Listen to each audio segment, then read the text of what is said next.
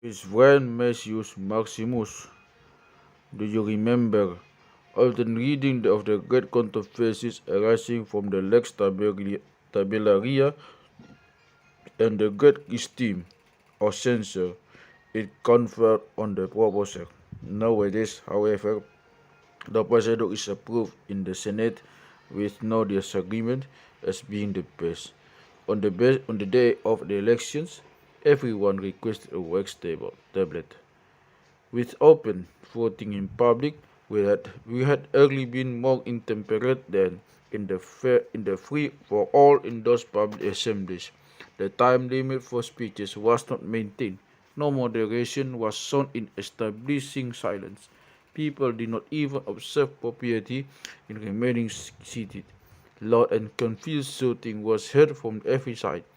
All were rushing forward with their candidates. There were long lines in the center of the hall, with many circling round them, undignified merely.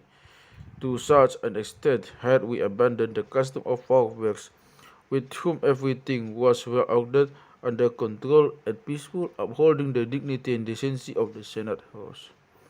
There are old men still among us from whom I often hear that the procedure at elections was as follows. When the name of a candidate was announced, there was total silence. He spoke on his own behalf. He outlined his life and adduced as witnesses and apologists either his former commanding officer or the governor he had served as a custom, or both if possible. He would then introduce in addition some of the voters who would each contribute a few dignity words. This procedure was more effective than pleased.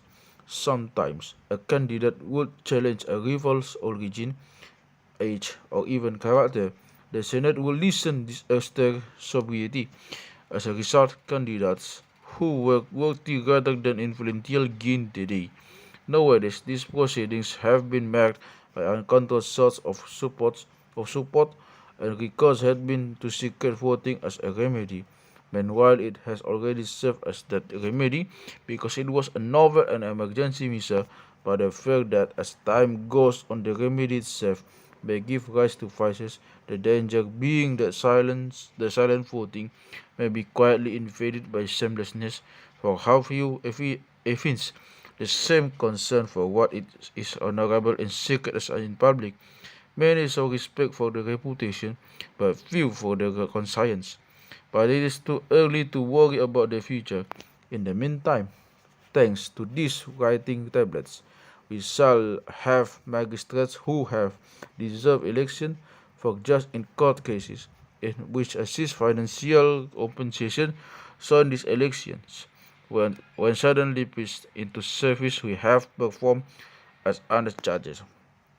My reasons for writing to you about this were first to report some news to you, and secondly on occasion to rush with you political issues.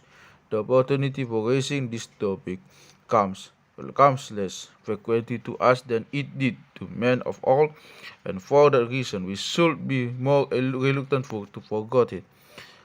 What point is there, for heaven's sake, in those everyday greetings? How are things? And are you in good form? Our letters should also incorporate content which is not trivial or merely restricted to personal affairs.